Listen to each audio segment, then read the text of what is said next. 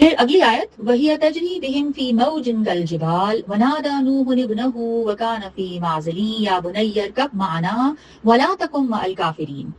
وہ کشتی انہیں پہاڑوں جیسی موجوں میں لے کر جا رہی تھی.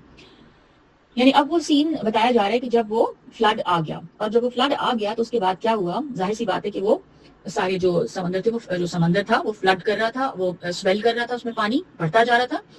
اور نوح علیہ السلام نے اپنے لڑکے کو یعنی اپنے سگے بیٹے کو جو کہ ایک کنارے پر تھا پکار کر کہا کہ اے میرے بچے ہمارے ساتھ سوار ہو جاؤ اور کافروں میں شامل نہ رہو.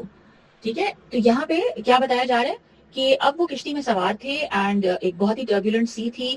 ٹھیک ہے، اور طوفان تھا، اور حضرت نوح علیہ السلام اپنے ایک بیٹے کو جو کہ کشتی میں نہیں سوار ہوئے، ٹھیک ہے، ایک کنارے پر دور تھے، ان کو آواز دے رہے ہیں اور ان کو کیا کہہ رہے ہیں کہ اے میرے بچے یا بنیا، اے میرے پیارے بچے ہمارے ساتھ سوار ہو جاؤ، مان جاؤ بات، اور انکار کرنے والوں میں مت شامل رہو.